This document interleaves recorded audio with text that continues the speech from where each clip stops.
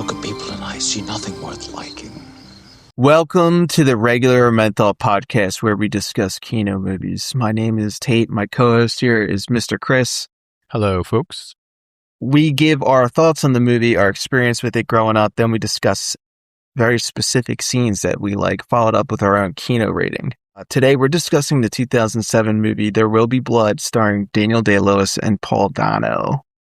There will be blood. It's not a question. It's a statement. Oh, boy. Is it Dano or Dano? I don't know. Neither do I. We'll go with Dano. What do you want? What do you want it to be? I've always said Dano. Paul Dano. Might be Dano. Apples. Apple. What is it? Tomato. It's apples and oranges. Anyway, what's up, man? How you doing? I'm feeling like great. Yeah. I feel wonderful. I'm back. This is the first. I'm so back. I'm so back. Dude, I don't know how to explain this to you, but you're like, I was sick with something. I don't know what it was. It might have even been some kind of virus or whatever. Hantavirus? It could have been. But I just have zero normal symptoms and just all abnormal symptoms, and I believe I'm dying. So I get a doctor's appointment, and like clockwork, every time I get a doctor's appointment, the symptoms just completely go away. Mm-hmm. But I'll tell you this, like my doctor's appointment was yesterday. It went fine. Yeah. You were like, whatever. They were like, we don't really need to do anything. It's going to cost too much money and it probably won't reveal anything. Literally. But the couple days before that, Sunday, Saturday, Friday. The build-up. Like I just had, dude, Friday night into Saturday, I slept for 10 hours straight. Really? I was like, I haven't done that in maybe like 5 years, dude. Literally. Yep. Yep. I just felt incredible the next day. It's unbelievable how much that really factors into feeling good. How can you just not sleep like that on a day-to-day basis? I just don't understand it. Well, you know what it is, dude? After a while, your body just gets used to it. Like, I'll just have sleepiness later in the day, and if you can ignore it, it's like doing Quaaludes, I imagine. If you can ignore the sleepy factor, it just goes away. It's amazing. I've literally got used to just being tired all the time. So I just had a full, like, 10 hours of sleep, and it was just wild. I just got up, and I was just like, I feel amazing, brother. Hey, brother, I feel amazing. How are you doing, my friend? I'm doing, man. This is like probably the busiest week of my life ever. I just got a ton of shit going on. House stuff. Just a lot of crazy personal stuff. Nothing bad. I mean, but anyhow, I'm getting good sleep though. I'm still getting like 6-7 hours a night. I mean, that's all I need. So, do you think that you were getting bad sleep before because you were divided between 2 jobs and everything and you were having to do that commute and everything? Yeah, 100%, dude. My stress and anxiety has gone down considerably. Yeah, I sleep like a baby now, and then I just go to work, enjoy it, and I come home, sleep like a baby. You just feel way better. Feel way better. It's like night and day, dude. Well, it's like I'm not juggling a million things, and I got so much on my mind at all times, and being a parent, husband, all that shit. So it's like, yeah. Now I can just kind of lock in and focus on what's important, like giving the people a weekly podcast, I feel you, yeah. All right, well, let's not bullshit because this is going to be a long one. There Will Be Blood. Talk to me about There Will Be Blood. There Will Be Blood is a heartwarming small business success story about a man who achieves the American dream and discovers that unlimited wealth does absolutely nothing for your personality. Daniel Day-Lewis plays Daniel Plainview, an oil prospector who starts with a pickaxe and a dream and gradually becomes the human embodiment of a hostile takeover. Along the way, he develops a bitter rivalry with Paul Dano's Eli Sunday, a preacher who quickly realizes he has entered a competition to see who can be the most insufferable person in California. The two spend the film locked in an escalating battle of egos, manipulation, and public humiliation. It all culminates with Daniel finally getting everything he ever wanted, only to discover that success means living alone in a mansion and settling theological disputes with sporting equipment. Very nice. Oh boy, folks. I mean, this movie, it's not a question, dog. What? What isn't? It's not a question. the statement, there will be blood. Yeah. You're thinking, I'm going to have a nice commute today. Nope, there will be blood. Yeah. That's an everyday occurrence. So blood.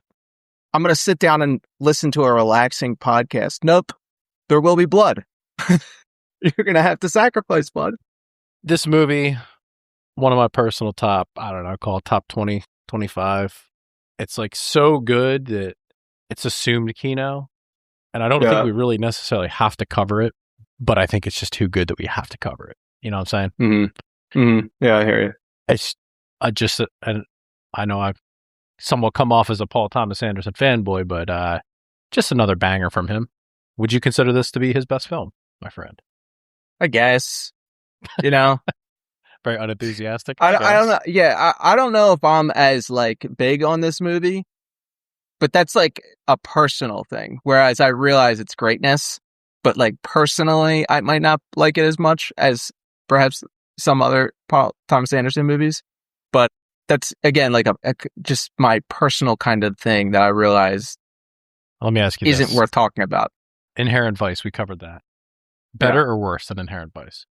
I like Inherent Vice better, but Nice. that's because but that's just my style. Like the thing with this movie is it's a little bit more serious, right? Which is why it's my favorite. You know what I mean? Like, therefore, but at the same time, I will say I've seen Inherent Vice probably like 50 times. So yeah, and what was the one we just watched in the movie theater? One Battle After Another. Yeah. Like I think that movie's funny. Yeah, for sure. It's a comedy. There's certainly serious parts, but there's definitely funny parts that I'm laughing at. So I enjoy a chuckle every now and then, you know? Well, the big thing about this movie is the soundtrack. Absolute Keynote.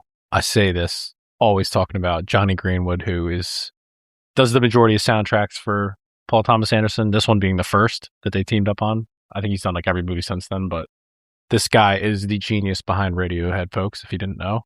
But yeah, this soundtrack though is, to me, I think it just fits the film. Like every film that he does, they're all different styles. Inherent Vice, One Battle After Another, this are just the master. They fit the movie so perfectly. Absolute banger from him. And yeah, the major takeaway I have with this one though is this was filmed in 2007. Now you're watching this today, yesterday, whenever you watched it. Does this still hold up in 2026? Like you could go to the movie theater and watch this movie and it would pass. 100%. 100%. There you go. I think this movie was one of the last ones where there's a distinct mid-2000s thing. This is past that. Remember, what's the last thing that you remember that was a distinct time period? Emo? Oh, yeah. Emo, punk emo in the mid-2000s, right? Yeah. It's like, this came after that, and I can't put it in a time period. From when this came out till now, there's no difference in time. What do you mean by that? There's no distinguishing factors in the time from when this came out to now. Like if you say to someone, hey, go watch Speed, it's a movie from the early 90s, you can tell by looking at it. Look at this movie from the 80s, you can tell by looking at it. There's distinctive things about the 90s, the 80s, the 70s, the 60s. Yep, we talked about Then it went to the 2000s, and the last thing I can remember is emo bands and the way that girls dressed with their hair and everything. You're talking about like the style of things? Yes. Yeah. So this happened, and now there's no difference from when this came out to now. That's my personal in film or the real world? Both. Yeah, fair enough. Although early 2000s did have that style that we talked about the other week. What? With the circular sunglasses and shit. Oh, yeah. Well, that's like millennium kind of thing, right? Well, but it's the cinematography here, and he typically uses these old cameras, which kind of hold up, but it just does still have like a newer look to it. Whereas if you're watching something in the theater in 2026, it's just got this like crystal clear lens camera. It's brand new. It's probably like a red or like a black magic. Whereas this is like an old Panavision, whatever the hell those are, right? And it's got like a probably like a newer lens, and it just looks like cutting edge, but back in that era. So it's just like a perfect blend. But my point is this still holds up in 2026, which is impressive. First time watching this. I mean, totally. Do you recall? First, I don't really remember. I just remember watching it. The funny thing about a movie like this is there's some movies that I believe need to be watched on the big screen to get a fuller impact of the message that's being conveyed. And so, like, I watched this in my living room with whatever TV they had, my parents, and it's just like my mom and my dad. And I'm like, this is kind of a weird way to watch this movie. Right. Interesting. Very depressing. That's the key here, I think, is the key takeaway is that there's something depressing going on with this movie, and it's amplified when you're watching it with your parents, and there's just like living room silence. Yeah. Like an old school TV. Yeah, this was one that I saw in the theaters. And if you recall, I know we talked about this when we covered Assassination of Jesse James. This was the summer of There Will Be Blood, No Country for Old Men, and Assassination of Jesse James. Ironically, I think that Jesse James is the best movie of all three of them. But I think I watched this so I saw this in theaters. I remember vividly watching No Country in theaters. But ironically, I saw Assassination like 2 years later in 2009 when I first started really getting into film. But I wasn't into acting at this point and like movies and all that shit. But I came out of the theater after watching this. I'm like, damn, that was pretty cool. That was an awesome. Damn near. Yeah. This is like my style of movie. Drama, dark, very avant-garde, if you will. Avant-garde. With the cinematography. But yeah, man, I saw this one. This was definitely a theater movie. Literally me character. Who do you got? I already know. Go ahead. Well, I mean, it's kind of weird because I have to just admit that there is a lot of Daniel Plainview in me. That's just facts. Even though I don't like the guy. Go on. And I believe that he's a miserable character. And that's what causes me being depressed by watching this movie is that I'm like, I think I might be this guy. Wow. Like, I think that we'll touch on the character in great detail, but I think there's some humanity in him. You know, when he's saying things like he hates everyone, I'm like, yeah, it's relatable I get to it. Anybody. You know, he's saying there's a competition in me. Right. I'm like, I can kind of understand where he's coming from. He hates everyone and doesn't want other people to succeed. And there's this mask on, and I'm like, I kind of get that. Yeah. I vibe with it a little too much that it almost makes me depressed. Fair enough. I got to go with Fletcher Hamilton. Do you know who that is? Yeah. His right-hand man. I'm Fletcher played Hamilton. by Kieran. What's your name, son? Yeah, dude, absolutely kills. One of my favorite actors. This guy is just an absolute gamer. Doesn't give a shit about anything but finding oil. He's Plainview's road dog, which this guy's a real vibe, man.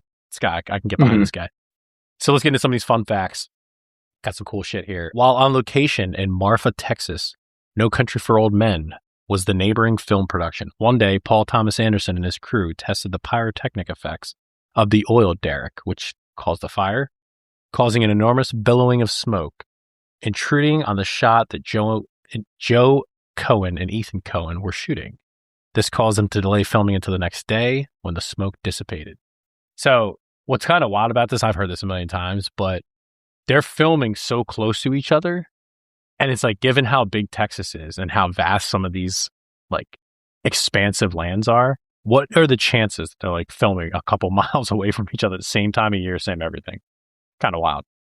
Yeehaw! Yeah, I mean, also the fact that they're just, I see them as very similar type movies where people came out of it and was like, what is that about? Yeah, I'd agree with that. Yep. Right? Yep. They were definitely two specific style movies that summer, but they were both, everyone's like, dude, these movies were crazy. Paul Dano initially had a small role, but after Paul Thomas Anderson saw him do a scene, he immediately offered him the role of Eli, making him double as Eli in Paul Sunday. Dano had 4 days to prepare, in contrast to Daniel Day-Lewis, who had a whole year of preparation. On top of that, I heard that he worked on the character for like 3 years in total. So like, this is where I give a lot of props to Dano, is like, this guy had 4 days to lock in. Like, this is a pretty substantial character. I mean, he's in the movie probably half the amount that Daniel is, But not only that, but you're this kid who knows how just great of a presence Daniel Day-Lewis is, and you're having to act across from him. Right across. Yeah, you're sharing a lot of screen time. Shit in your pants. Going all out. Yeah, dude. You're seeing both these dudes. Yeah. Mm-hmm. Do you remember when Quentin Tarantino recently was like, this guy is a bad actor? I did see something on that, but I'm like, dude, Tarantino, bro. Paul Dano. Come on. I guess his rationale is the same thing that people say about a bunch of actors. Is that he does the same thing all the time. Which is fine. And he does. Yeah, but he does it well. I don't know. He does it well. Yeah, I mean, like, he's got a lot of funny freak out things in this movie. Yeah. But which he does in Little Miss Sunshine. Well, yeah, dude. There's a movie that he does with Brian Cox, our boy. We got to cover that at some point. I think it's called The Good Heart or The Great Heart. Really good. He was in Batman. Again, these aren't like groundbreaking roles, but he's a good actor. You know what I mean? Being this weird dude. He's a good actor. So, again, props. My point is 4 days of prep for this character. Pretty damn good. Every Wednesday night during editing, Paul Thomas Anderson and company would have just steak and straight vodka for dinner to keep the mentality of Daniel Plainview. Now, there's something about this that I just love, because this is something our buddy Ryan, who edits and directs, would absolutely do. Like, he's done this with us, shooting guns to get ready for, time period films. It's just something like off kilter that he would just do. It just reminds me of something that he would do. But I just love seeing cool shit like this that directors will just, they don't have to do it. It's just something like, okay, we're going to edit this now. Everything's done. Let's just eat steak and drink vodka while we're editing. Like, badass. They're vibing. They're vibing. It's a vibe. According to Paul Thomas Anderson, the director and crew were pretty loose about where scenes would take place. This sometimes meant filming scenes 3 or 4 different times in different locations and evaluating the results of each one. So I've probably told this story before on this podcast, but I shot that epic failure movie After Earth. That was an M. Night Shyamalan movie with Will Smith. And dude, I told you about this, right? This movie? Yeah. This is insane. So, but anyway, it was just extra work, and it was grueling, dude. It sucked. I've never done extra work since then. I'll never do it again. But yeah, so we shoot this thing, and it's like weeks and weeks and weeks of shooting. I think they shot 2 or 3 months in Philly. And then I was told that they were going to like Utah to shoot in the deserts and stuff. Well, I go to I go see it in theaters, and I'm watching, like, okay, that person doesn't look familiar. That person doesn't look. They used maybe 5% of what they shot in Philly. Like, this just reminds me of that. Just shoot a shit ton and then not use it. Like, think about how much money was just wasted filming on that amount of time and effort filming in Philly, and only to use all the shots they refilmed in Utah. It's so crazy. Wait, you're watching it, and you see them. You see scenes and everything that they shot in Philly redone wherever I they could shot tell. This other place. Even with the main actors, I could tell. It's like, okay, that wasn't how that looked. And then I would just see people in the background. I'm like, okay, that person doesn't look familiar. That person doesn't look familiar. And then I find out later, they scrapped pretty much the entire Philly segment and just used. And why would they do that? No clue. I have no clue. Just they didn't like the way it looked, something about it, and they just reshot it. Who knows? Pretty dumb. Crazy waste of money. Anyway, let's get into some of these Keynote scenes. A lot to cover here. So this one, there's a lot. There's too much to talk about. So I'll just preface this by saying I'll hold off on talking about landscapes the entire time, because I could just talk landscapes in this movie for like, I don't know, an hour. But opening scene for me, I think is like my personal favorite of the whole movie. Absolute cinema, right? Like, if I'm living in 1898, this is what I'm doing for a living. I'm boozing, and I'm just camping out in the desert, looking for gold and boozing. You? I'm not sure, but I could tell you this, that there's a shot of him sipping on a drink in front of a fire with a storm rolling in, with the wind and everything in his face, and it just conveys everything. This is a guy on the edge. A far cry, I would say. This might be crazy. I mean, obviously, this is not true across the board, but a far cry from the people of 2026. This is a guy out on the edge of nature. Yes. The final frontier. The final frontier. And yeah, they hit you with these landscapes and these wide shots, and there's no dialogue or anything. It's just, Wow. yeah, this is Keynote. This is the first 15 minutes of the movie. There's no talking. Yeah. It's just sounds and a baby crying for 15 minutes of the movie. Like, think about how crazy that is. Yeah. Like, you're just watching this unfold and you're like a spectator. Like, what the hell's going on? But my favorite is that he breaks his leg when he falls, and he just like inchworm crawls his way back to town. I mean, he starts doing it, but it's just assumed that he's laying on the ground when they're smeltering the gold, and he's just laying down there. He just inchwormed his way back to town. The thought of that is just funny as hell. But last thing, man, I love the progression of this movie, man. He starts off with nothing, right? He's looking for gold, eventually makes some money there, uses that, starts, I don't know if you buy contracts or whatever to start looking for oil, and then eventually just gets lucky, works his way up, and he's like an oil mogul by the end of the movie, which is kind of cool. But it gives you every step of the way, right? His whole process and story, which is kind of cool. The pacing of this movie is awesome. Storytelling, folks. It's just a real movie, you know? I mean, the guy, they don't really show it. It's real quick because it's a movie. He finds the gold, then it's immediately he hits oil. But a man like this, you're probably thinking to yourself, if he doesn't find it, it's not going to stop him at all. No. Yes, he's going to keep going. You're right. Yeah, he'll be a failure if need be, but he's going. He got that dog in him, bro. So, but you have that scene where Daniel's speaking to the room of people, and they just immediately piss him off, right? I actually think, as you said, you might be Daniel Plainview, my guy. Like, this guy. This is where you see me. Is literally you. Like, they're offering him this, and they're debating back and forth, and the guy even follows. He's like, Mr. Plainview, you know, you need to stay here. He's like, I wouldn't take the lease if it was given to me as a gift. Like, just because he's so turned off by the behavior of these people. And I also think there's an ego thing there where he's like doing his little speech, and they just interrupt him. He's all pissed off. He just storms out of there. It's like, I love how much he hates people in this movie. Yeah, and when he gets pissed off, it's not like he just starts popping off. Yeah. He does this wry little smile. Yeah. Like, I have to deal with this. I have to deal with this again.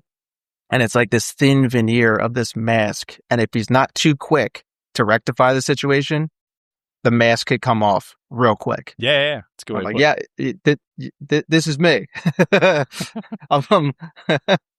So he has this, but then right after that, he has that meeting with the Bankside family, and they're talking about, he's like, Mr. Plainview, what about your wife? He's like, well, she died during childbirth, Miss Bankside. And it's like, this guy's grift is next level, you know? Yeah.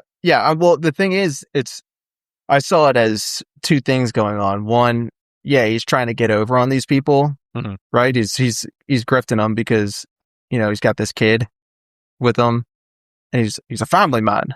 And it's like, I feel like there's also a part of him that just doesn't want to explain to regular people that he's not worried about conventional things like a wife. Yeah. He almost gets caught off guard. He's so driven. Yeah. Yeah, like, you're dealing with someone who's driven to the point of insanity. Yep. Like, we're not talking about a normal person here. So when these people are like, where's your wife? It's like, no, dude, like, that's for normal people. Like, you're talking to a psycho. Normies. But I can't convey that to you because it would turn you off. So I have to trick you. Yeah. It's true, though. So we get introduced to Paul Sunday, which is essentially Eli Sunday. And I know I always, you know, reference the best recipe for a movie is like the juxtaposition between the two main characters. And sure enough, remains true here. But that said, I always give Paul Dano too much credit in this role. And, you know, it's because he's so different than Daniel. But dude, like I mentioned before, he absolutely kills this role. Like, the character, I don't know. Again, like you mentioned, he's just playing the same person. He has this thing down, but we'll touch on it later. But just some of his facial expressions, his delivery, all just top tier to kind of combat the way Daniel's character is. You know what I'm saying? Yeah. 100%. But there's a great line here, though. So Paul's in a rush to leave, and he shakes his hand, and Daniel says, listen, Paul, if I travel all the way up there and find out you've been lying to me, I'm going to take back more than just my money. Is that all right with you? He just shakes his hand. Like, he just says it so matter of fact. He's like, is that all right with you? Like, is that all right with you? It's just such a diabolical line. It's like, Plainview's style in this movie is what I would say is polite seriousness. He is a very serious man to the point where he doesn't have time for you pissing him off. Mm-hmm. But maybe it's the times that he's living in, or it's just some kind of weird thing about the guy, but he's also polite. Yeah. He tries to be polite. I think that's what he does with the character. It's like, okay, this is early 1900s. People were still polite humans back then. And like there was a whole moral compass you had to follow. So he's still trying to play that role. Yeah. So he has to be that person. That doesn't have to be, but he still is, right? So that's a good point though. So then Daniel and HW prospect the Sunday Ranch, and they meet Eli and Abel for the first time. This is like one of those scenes that I used to drunkenly quote at the bar and just like get into character with our boy Venora. And he would just turn around and do the same thing with Rounders. But if you notice his body language here, it's just like, and a bunch of other parts in the movie, his body language is like so rigid. He just kind of like curled over. It's like he just has this thing about his body. Now, I looked it up. He's like 48 years old in this movie, Daniel Day-Lewis. But this dude, so I don't know how old this guy's supposed to be, but he's just got this like hitch in his step. He's got this crook back half the time. But in this specific scene, he's like looks up at Abel, and it's just funny how he shakes his hand. But it more so specifically Eli, because Eli comes up and creeps up on him, and he's like shakes his hand. He just smacks Eli's. He's like, "Oh, you must be Eli Sunday." And he just smacks his hand and shakes it. Like, it's one of those where it's like hate at first sight. As soon as you see him meet Eli, like Paul was fine. He was kind of, raise his eyebrow at him. But as soon as he sees Eli, it's just like, it gives you this precursor to like what's to come. Right. And I saw it as the two of them recognized immediately who each person was. Yes. They're both lying. The difference slightly is that Daniel is projecting strength and realness, while Eli is trying to get over by projecting this whole gimmick of a preacher. But they're both gimmick. Daniel's gimmick is he's a hunter and everything, but ultimately it's going to come out that he is an oil guy. He's here for oil. Yeah. And he's just doing this little gimmick to, get a better price on the land. Whereas Eli is doing this gimmick as his whole life. Literally. And Daniel just does not have time for this nonsense. He's projecting strength, and he immediately, like, once they shake hands and Eli brings him in to start saying a prayer, it's like Daniel just rips his hand out. It's like, I don't have time for this bullshit, dude. It's what he says to Henry later in the movie. He's like, I see right through people. I don't need much to see them, to speak to them, to get all I need, right? And he's like, I don't like most people. He references that later in the movie, but it remains true. Yeah, it's a good point. Which leads us to the Sunday dinner table scene, which is, I think, what you're referencing. So Abel, the dad, is just this complete cuck, and he defers all the negotiating to Eli. But Daniel's body language here to just disregard Eli is like so epic. Another great line here. Daniel's like, "What would you like, Eli?" And then Eli goes, $10,000. And he's like, "For what?" He's like, "For my church." And Daniel just stares at him for a few seconds. He's like, "That's good. That's a good one." So like, you imagine just me being drunk at the bar with Venora, and I'm just saying this shit to him, like staring at people onlooking. I was like, dude, what people the hell onlooking be like, about? what are these two dudes doing? But it's such a good scene because he doesn't pay Eli any mind. And he's like, dude, you're not negotiating here. But then Abel like doesn't do anything, and he just like I said, he defers everything to Eli. But what you were referencing is the handshake at the end. So Eli tries to grab Daniel's hand, and then he grabs HW, and he goes in for a prayer, and then Daniel does this thing where, like, shakes his hand off, he just rips it away. It's so good, man. He's like disgusted by him. Well, like a lot of normal people in this world that they inhabit, they think they can offer this dude money or whatever, prayers. And it's like, no, dude, you're dealing with an absolute crazy person underneath this layer, this very thin layer of politeness. You're dealing with an absolute psycho. Yeah. Which just no one sees it. Yeah. Because he's good at not showing it. That's it. So then you have the scene where Daniel speaks to all the citizens of Little Boston and like all the little Boston lifers, if you will. And dude, this scene is amazing to me. So you have this mellow music in the back playing or whatever. And I actually read that he ad-libbed this entire scene. Like this was all in preparation of like coming up with this character. So just think of how crazy that is, dude. Like he just comes up with this off the cuff and just this isn't scripted, allegedly, right? And he just comes off with this whole like talking about you'll have bread coming out of your ears, ma'am. And I just think it's so powerful. And I mean, the cadence, the accent, yeah, man, it's good. All very unique and insane. And the way he just comes up with this stuff is really phenomenal. And that's what it boils down to is like a lot of the times you'll see actors come up with characters and, you know, there's a million ways to, you know, come up with something or whatever. But a lot of the times they're based off of someone else. And I'm sure he had some kind of reference point or, you know, thought of something. But like I said, his characters are always very original, very unique. You know what I mean? It's hard to find some character in any movie ever or play that's like this character. Yeah. Bill the Butcher, which he did. I don't know, but what I'm saying is this is a very, very original, like the layers of it and how angry he is and just his general attitude, not just like his little idiosyncrasies, but that just the depth to it is really why I think this is such a great character. But it leads to Eli chimes in and he's like, well, the new road leads to the church. And Daniel goes, well, that'll be the first place it leads to. Thank you, Eli. I just die. Like his level of sarcasm with Eli is like, and you see this build up of the entire movie of his anger towards this dude, which obviously at the end he just releases it, and it's like, damn, it's so good. I'm watching the scene. They're turning on the pump, and Eli is supposed to give a blessing, but Daniel doesn't want him to. So we just completely skips over introducing Eli for a blessing.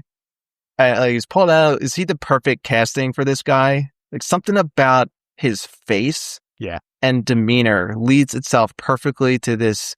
I don't know what you'd say, sniveling guy who wants to get over with the people through the preacher route. Perfect casting.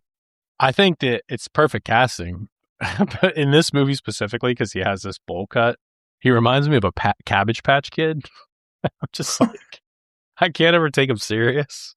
But yeah, to your point, it's epic casting, and that's why Paul Thomas Anderson immediately just cast him for the role. Like he had somebody else like set up for this role. There's this other dude, I can't remember his name. I looked him up, but he was already, you know, I guess signed for this role, and he sees Paul Dano and immediately was like, okay, you have the role of Eli now. Like think about being that other dude, how much that would suck.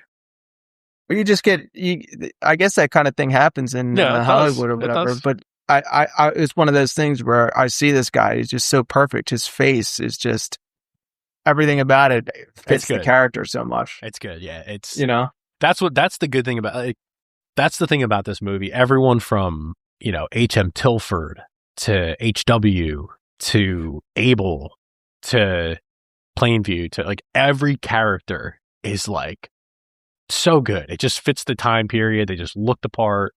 Props to the wardrobe department, set design, obviously, but it's like everyone just is like a really good casting, and they just fit these roles like perfectly. But yeah, so and then as you mentioned, the well ceremony scene, right afterwards, they're having like desserts or whatever, and he grabs Mary and he's like, "That's right, your daddy doesn't hit you anymore, does he? No more hitting." And it just makes me think for a second, and I'm watching this through the rest of the movie, like, this guy, there's a human being in there somewhere. Like, it seems like he has a soft spot for kids, does it not? Yeah.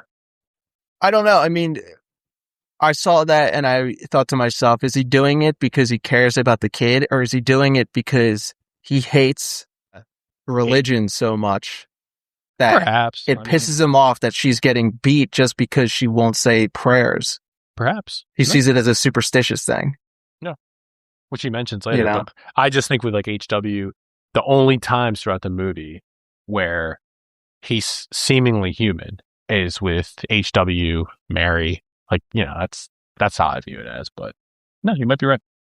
This scene where Eli is so over the top preaching, right? Shooting a ghost out of the church doors. He like pushes a ghost out of those doors. It cuts back to Daniel, who's in the back. He walked in, was looking at the whole thing from the back.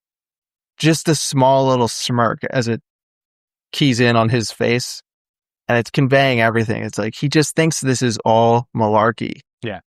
And all he can do is just wryly smile at this goofy situation going on in front of him and how he must think these people are idiots.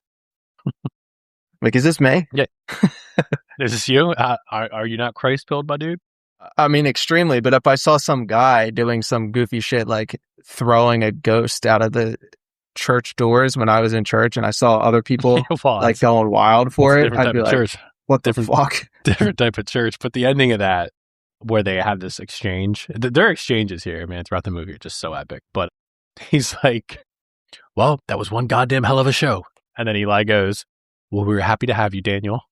It's like, it's just such good dialogue, man. Like their hate for each other is so good throughout the whole movie. But so you have this scene where the well's on fire and it seems like they struck oil. Apparently I saw or read that this was done in one take. I guess they had it in the first shot and Paul Thomas Anderson even screamed, I was like, we got it, like mid take during it. And just another example, folks. This is film. This is how you make films. Like they had one shot to get this oil there and they nailed it first try, which is pretty impressive. But like, this is real oil. This is real explosives. Like, they actually struck oil. Well, that's the whole thing is run me through the logistics of that. That's the one thing I didn't understand about this movie is they have to take dynamite and while this well is like seemingly shooting out oil, you have to blow it up to get it to stop. Is that how you do it? You know, I'm not an expert in this kind of thing, well, unbelievably, but you know, I guess the idea is you blow up where the flame is so that it puts out the fire and potentially stops, like pushes stuff over the hole. I'm not sure though. Couldn't you just bury it? Bury the fire? Yeah. What do you mean? Well, wouldn't you just bury it? But launch like dirt on it and stuff like that, right? I would assume so. I guess, but maybe that's what the dynamite does. Yeah. But like at a lower level, you know what I mean? Very curious about this every time I watch it, but anyway. So Eli stops by the well to demand money from Daniel. Where's our money, Daniel? And he just smacks the shit out of him. And Daniel basically just mogs him here and pushing his face in the mud. And you could argue, this is kind of what stands out to me here, is like you could argue this is a good versus evil movie. But when you think about it, is Eli actually good? Like, you have him being this preacher, yada, yada, yada. All he cares about is himself, the church. But even in the end, that's where it stands out to me is he references, he's like, the good Lord failed to open my eyes to the financial crisis and all my investments went kaput, right? So he's like seeing Daniel's house and he's like, oh, this is a beautiful home. So he's still, how do I say it? But he's still like can appreciate great things. You know what I mean? He's still money driven to a degree. So like, is he really a good guy? No, I think that he is being honest at the end of the movie where he's denouncing his faith. What it shows is that he's a smart guy who figured out how to get over, right? But isn't strong. So he doesn't have any kind of strength, but he's just using fakery to get over. Yeah. He doesn't believe any of this stuff. He's just, this is how I can live a comfortable life.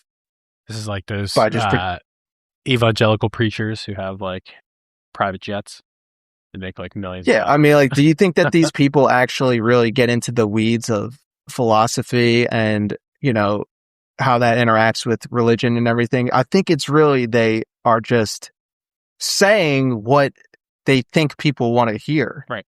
Exactly. whatever hypnotizes people the most. That's their game. And he's one of them. And I think that Daniel instantly hates him and basically slaps the shit out of him in this scene because he recognizes it immediately in this guy. Yeah. He comes back, like, you didn't give me the $5,000. Well, you're not strong. Yeah. So you're not gonna, like, not only that, but like the fact that you're coming back asking me for $5,000 when I didn't give it to you initially means that you're not getting it. You think I'm going to fall for your nonsense, but I'm not. Take this lesson in ass kicking. Which, by the way, Eli references later in the movie because he says the $5,000 owed to me with interest. So Daniel just doesn't pay him throughout the whole movie because he probably never had a contract, and he just never pays the dude. Yeah, money owed to the church at the third revelation. I don't think that Daniel respected the fact that this guy's a liar. Right. So he just basically never paid him because he thinks he's a piece of shit. Right. And this guy's just not strong enough to take it from Daniel. There you go. And for me, I mean, maybe the best part of the movie is the speech where Daniel is saying, I have a competition in me. Like, he doesn't want anyone else to succeed. I'm like, this is an interesting conversation here because it's like, what happened to this guy? What created this character? Like, younger in his life, like this guy is pretending to be his brother Henry.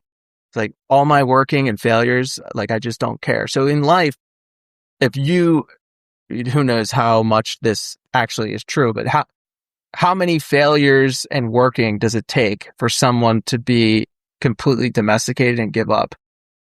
It's a good point. It's a good question. Are you talking about Henry, this Henry, the not real Henry? Yeah. Not the real Henry, but the guy impersonating his brother. Yeah. He's like, I've basically given up. And how many people do we know like they don't care about anything because like they never tried, or maybe they just had too many failures, and who knows what too many is for that person. It might be different for each person. But eventually, you have enough failures, it causes someone to just give up. I believe that's called lifers. but no, dude, I hear what you're saying. Well, I think what happened to him is the scene after he kills Henry, and he's looking through the journal and sees the picture of his brother, or I guess of like the family and stuff. That's what really kind of sets him off, man. Is like he had seemingly no upbringing. That can mess somebody up. Because even when he talks to Henry on the beach, and he's like, there was that house by the lake or whatever the hell he says. And he references, like, would you build a house like that, Daniel? He said, I think if I saw that house again, it would make me sick. Like he's reminiscing back on these old times, and like his upbringing disgusts him. So like, I think that what built this monster is just, family, improper upbringing. He's a very jaded man. Or lack thereof. Exactly. And that's why he's trying so hard to succeed, right? That's his only motivation. That's his only drive. It's like, how successful can I be? Because he never had any help. Yeah. So, yeah, it's just like Daniel has that dog in him, my friend. And it's evidence that this fake Henry doesn't, because all he wants to do is get drunk and bang hookers. Can I have some more money? Exactly. So that's like when you ever see some rich guy and someone says to him, like, well, how much is enough? Like in the movie Wall Street or whatever with Gecko, like, how much is enough? He's like, well, more. Like, it's not about the money. It's not about like the success. It's about like winning and proving you're the best. Yeah, that's it. And besting other people. Yeah. Like, that's what he says. He has a competition in him. And it's like, yeah, dude, that's what it is. It's not about anything else. He doesn't care about anything in life. He cares about winning. Now, what creates someone like that is, like you said, I mean, maybe it's family upbringing or lack thereof, but the specifics of what creates it, like what specifically happened to this guy, is very interesting to me. Yeah, it's true. And then he just goes like, I want to earn enough money so I can get away from everyone. I'm like, that is wild. Like, I kind of have that. How many times have I had these kind of thoughts and everything, and yet though, at the end of the movie, he does exactly that, and he's still miserable. That's the point is, the greed thing. It's like you've driven everything else away. And once you finally have succeeded and you're this mogul, you have no one to share that wealth with. You're just miserable and shooting guns in the hallway of your second floor of your mansion, which is kind of awesome. Even more evidence it's me. Literally, this character is literally you for sure. So it goes to the like HW sets fire to the cabin that him, Daniel, and Henry are sleeping in. And I'm like, why does he do this exactly? Does he realize that Henry is full of shit? Yeah, I was looking through the diary. Yeah, I would say so. There's nothing else to reference why else he would do it. So you just kind of assume that HW sees through bullshit because he can't understand the past that he's claiming and has already like studied to tell Daniel. That's why he gets by Daniel. And HW is deaf at this point. So it's like they get up, they're startled out of bed, and it's kind of vague what is going on. Yeah, and Daniel chases HW. Yeah. And yeah, I mean, Daniel meets these two Standard Oil guys, and it's immediately contentious. And you're like, okay, I'm starting to see a pattern here. What's going on? It's like, notice that the Standard Oil guys, they start out saying like, sorry about HW. Like he went deaf. Yeah. And when they say, is there anything we can do? Like Daniel responds negatively. Like it was enough to say sorry. We don't have to go further. Thank you for asking. Was enough. It's like he picks up instantly that they're going to try and use being polite and nice about HW to convince him to sell the land to them, which of course they follow up with, we'll make you rich so you can take care of your boy. Mm-hmm. It's like, dude, these guys, they're normal guys. They're used to going in places, they have families, offering money. It's not about money with this guy. They don't understand that they're dealing with a psycho. Like his passion in life is winning. It's not family. Yeah. They can't relate to him on his level because they don't even know what his level is. But like, why would he get so upset? They're kind of taken aback by how upset that he gets. And it's I think he's it's not upset. really that they. No, he's upset because they're big business guys. He's like, because immediately he's like, oh, you're going to change your shipping costs? Didn't think so. So he's pissed because they're like big oil, and he's the small guy who actually struck big. So he doesn't like these dudes to begin with. Like they're not real. I feel like, 100%. And he even says it to the older guys as much. You haven't toiled in the dirt and all that. But I've picked around in the mud too, son. He just doesn't even acknowledge the guy. He's like, I scratched around in the dirt too, son. And he just keeps talking to Tilford, which is such like awesome scene. You could almost see that he would have more respect for him if they just came out and came just straight up with an offer. Yeah. Instead of trying to caress his feelings by caring for HW and all that jazz. Yeah. You know? Yeah. But just notable mention, the guy who plays H.M. Tilford, it's kind of my guy. I love it. I love that dude, man. He's in a couple other movies. I think he's in The Master. Yeah, he's in The Master for like a quick scene, but yeah, that dude rules. So after finding out who Henry really is, he murders him, buries him in a grave, and goes to sleep. He's woken up by William Bandy, the holdout who wouldn't sell his land to him. Oh yeah. Who he now needs to, in order to run this pipeline that he did a deal with the Union Oil. I'm like, does it like everywhere in this movie, there's multiple times and it cracks me up. Daniel is just sleeping in some weird position in some random place and he gets woken up out of some stupor. Mr. Daniel. But yeah, it's his sleeping on the ground is kind of, we have a friend, I don't know if you know who I'm referring to, but she's like, yeah, my husband sleeps on the floor for the past like 20 years of their lives. I'm like, this is kind of awesome. I was thinking about that the other day. I'm like, bet you just sleeping on the floor because of your back for like the rest of your life. Pretty insane. So, some people do it, dude. It's like big in Japan, I think, too. Well, yeah, it's like not on the floor necessarily, but they have those mats and everything. Well be, yeah, some people do it. They swear by it. Nah, I'll give it a whirl. Except I won't because my bed's too comfy. But this is the final straw for Daniel in my eyes. It's like kind of sad because, he knows this dude is the only surviving family member that he has. And he gives humanity one last shot with this dude only to find out and like get let down again. So his emotions take over and he just domes him with a gun. Like super, heightened emotion scene, and like you can just see his eyes kind of portray everything in this scene. Kind of wild because he's supposed to be like drunk too. Absolute insane rage face. I love it. But getting back to your Bandy point, this is the guy right here, dude. This is the guy of the movie. This is the hero role we always talk about. Daniel tries to snake his way out of it when he keeps offering Bandy money, and he's like, Bandy just keeps talking over him. He's like, you have to pay for your sins and what you've done. He's like, I'll give you $10,000. He's like, be baptized. And he's like, be baptized, be forgiven of your sin that you created. It's like, Bandy, this dude absolutely kills it. I love it. And dude, yeah, like Daniel looks up at him at one point after offering him the money, and he just has this look on his face like he's pissed. Yeah. Oh fuck! I got to deal with these insane people again. Yep. Like, Yep. He holds his hand up to cover the sun, and he's just looking like, "Who are you, dude? Like, just take the 10 grand." He's like, "Nah, dude. There's bigger things at stake here." So he's like, "I'll do it for free, but you need to get your salvation back." But one thing that, and I'll make this point, is it gets me every time I watch this movie, and I've seen it a considerable amount of times. And after Eli does the whole baptism thing with Daniel gets up and he goes over and he shakes his hand, right? Well, he says something to him. And the cool part about this, and I think it is, the writing wise, is you never know. The audience never knows what he says.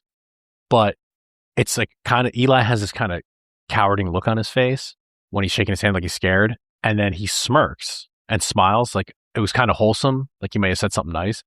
But immediately when Daniel turns his back and walks away, Eli has this kind of look on his face like concern. And it's just so quick. It just makes me think every time I watch, I'm like, what did he say to him?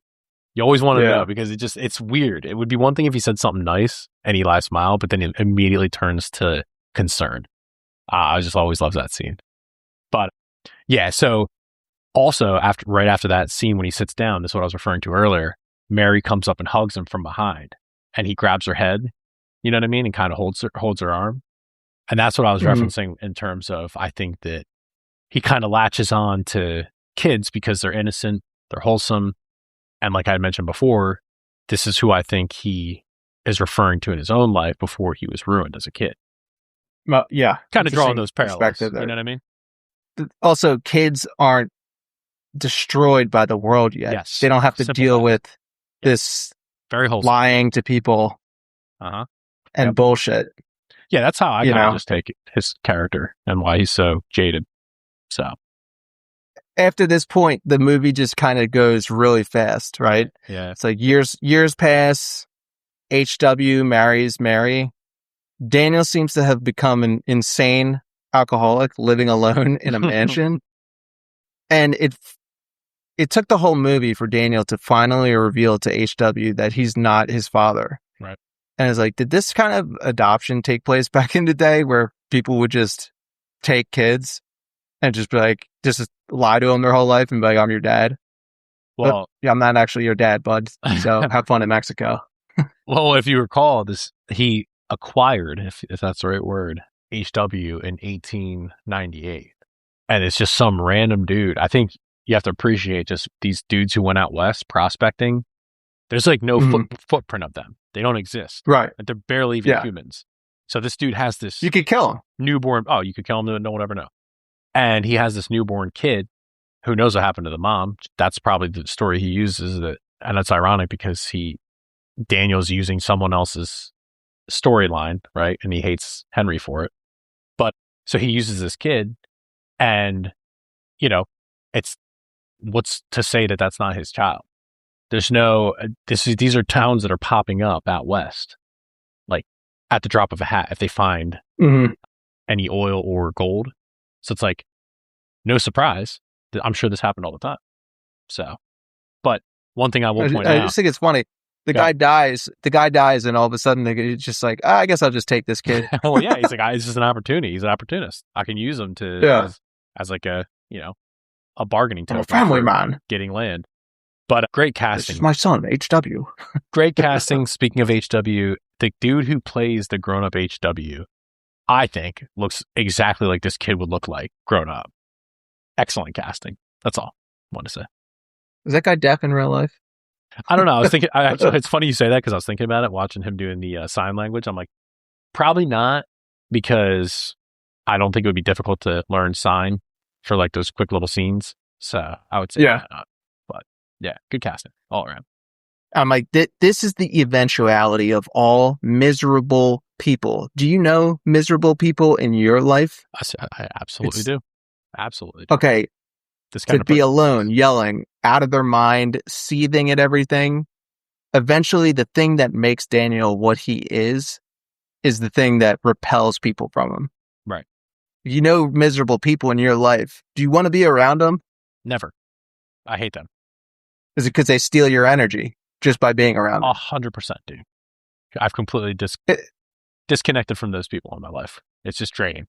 Mentally draining. Imagine being this guy's son and you go and have this conversation about wanting to go to Mexico, and instead of being like, oh, okay, good, like you're doing something on your own, great, he goes, you're my competition now. Mm-hmm. It's like, what, dude? You're fucking crazy. Like, you're so miserable. I'm your son. And that is but that's the thing that made him the successful person that he was. You just can't turn it off. Well, I think too, he can at least. It's probably years of just misery where because he says to H, where have you been?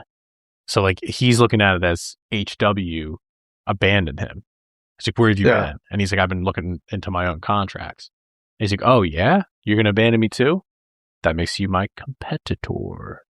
One thing, if you pay to close attention when they have their exchange, Daniel Day-Lewis does this like growling thing with his voice. I had to play it back a couple times. It sounds like a fucking lion, bro. It's like, I'm like watching this back. I'm like, dude, this is serious. But this is the scene when I was saying about shooting the guns down the hallway. Like, is this not your end game? Just have a mansion and shooting different types of guns in your hallway of your house because you can. Yeah, but I don't think I'm like really as miserable as this guy. Well, I don't think that, honestly. But I'm just saying that's the end game. Shooting guns. Like, yeah, I mean, I'd love to have like a mansion and probably just have the freedom to just be popping off rounds and everything. Right. But it is kind of super depressing at the end where you're like, this is the end game, dog. Like, it's not just like, hey, now I have a family and like everyone, a huge family to share this wealth with and everything. Right. It's like, no, this guy's just by himself the whole time because he's psychotic the whole movie. And it's just kind of, oh, well, he's a real go-getter and everything. But yeah, he's also crazy. Mm-hmm. Well, it's somewhat depressing. This is followed up with a pretty notable flashback scene right before this like final scene in the bowling alley, famous scene. Mm-hmm. But it shows Daniel and HW goofing around with Mary and a bunch of the other workers on site of like the Oro Derrick. And I just think it's cool because it's like a real nice touch to flashback on that with the music playing, because then it just immediately shows him passed out in the actual bowling lane. And it almost doubles as like a dream sequence, you know what I mean? Which I thought was pretty cool. But it just reminds you of like the good times that this dude once had. And that's why I keep referencing, I think like his best moments are when he's around HW or Mary. So that's pretty cool. Nice touch. So, I mean, Eli visits Daniel after this, right? He tells him Bandy has passed away and wants Daniel's help in drilling for oil in the property. Daniel responds, he'll do it if Eli admits he's a false prophet and that God is a superstition. Mm-hmm. It's like maybe my favorite facial expression in this movie. Eli says, well, that would be a lie. The camera cuts back to Daniel, who looks at Eli with this look like, who do you think you're kidding, dog? Dude, yeah. Like, so many good facial expressions. It's just us here. Yeah. Yeah, he's like, you can turn off the performance, man. I know who you are. There's no one else here. Just talk to me. Just be honest for once, right? Like, yeah. That's a good point, yeah. But this scene is absolutely insane. It's like there's so much in the interactions. Eli just goes and helps himself to make drinks at Daniel's house while he's like, oh, your house is lovely. Goes and makes the drinks, helps himself, and then takes them over to Daniel. He just goes, no, thank you. He just drinks this bottle of vodka straight, chugs it like water. Seemingly it's vodka. But yeah, you get the vibe. Eli's just entering Daniel's domain, right? And he's trying to talk his language. And it's like, dude, he's like, do you understand? He's like, do you understand, Eli? That's more to the point. Do you understand? It's like, this is his last ditch effort. he has to go back to Daniel, who's like his only option with his tail between his legs, but he's still trying to act stoic. And then I just view it as Daniel's like, you have a lot of balls, dude. And then that's where just this height, the climax of the movie, all his anger throughout the whole film finally just comes to a head. And he just can't take anymore. It's like, I had the perfect opportunity to take it out on the person I hate the most in the world. And he just kills him. Wakes up slightly hungover, which I've made some bad decisions, slightly hungover. And he just like takes it too far and just murders this dude, which epic scene. Not my favorite scene in the movie, but it's like, it all comes to a head. I think it's like done very well. Yeah. Well, what's your final Keynote rating, dog? This one's a 9.3 for me. I think the highest I've ever won is 9.5, but this is a 9.3. I think it's God tier cinematography, which I held back on throughout this episode, and I don't want to like bore people with it, but yeah, the scenes, like I said, the wardrobe, the set design, amazing. Soundtrack is top tier. Acting, next level. And this is where it's weird because there's a lot going on while the atmosphere makes you feel like there's not a lot going on, right? Mm-hmm. That's the cool part about it, is it's like boring 1900s where, like you said, people were just very boring, but then it makes these action sequences like that are very emotional and heightened that much better just because of the environment that they built around it, which I think is pretty cool. So it's like this boring, mundane nature, and then it's like this unexpected surprise. So I thought that's pretty cool. But yeah, pacing I think is about as good as you can get, and yeah, it's this is about as good of a movie in my opinion as you can make. How about yourself? I guess I give it like an 8. One of the things about this movie that I like, so the reason I give it lower is because I just find it, maybe it's just too personal for me, but I find it like too depressing. Oh, that's fair enough, man. Fair enough. I'm like, the flashback scene at the end actually fucks with me because you're like, at this point, he could have gone a different direction. Right. But it seems like at that point, he goes down the wrong path, and Correct. Where he ends up is being alone and miserable, murdering this guy in his own bowling alley. But one of the things I really love about this movie is that it's one of these movies where people online will be like, what was the point of this movie? It's not exactly spelled out for you what is going on in this movie. It's not, hey, here's the good guy and bad guy, and the resolution at the end, the good guy wins. You're kind of like left with, I got to think about this. I got to think about some of the things they're saying. And like, if you remember No Country for Old Men, the end, where it just cuts to black. Yeah. And people are like, what? Dude, I don't like that. Like, I wish that the Tommy Lee Jones would have like gotten the bad guy at the end, Right. They should have. It's like, it's similar here where you're like, what was the point exactly with this movie? And you're like, it's probably to do with mental illness and the drive, capitalism, the robber barons, the I don't know what you would call it, the insanity over winning. Yeah, not being a normal person. I don't know, man. But, and that's the thing is, people always like when directors have these type of movies, like, oh, that's just like a vanity project. But like, this is one where I would say a vanity project works. I don't think there has to be an end game to this movie. There has to be some deeper meaning or anything. It's just awesome. Yeah. But I think there's plenty to talk about as we discussed religion, like childhood trauma. There's a bunch of different things that are going on in this movie where but needless to say, folks, there you have it. There will be blood. What do we have next week, my friend? Next week, we have basically the same movie, Weird Science. Weird Science. An 80s classic with more Robert Downey Jr. next week. Weird Science. Oh my God. Yeah, Robert Downey Jr., that guy. Anyway, appreciate you listening, folks. Please share an episode, like, subscribe. Until then, catch you on the next one.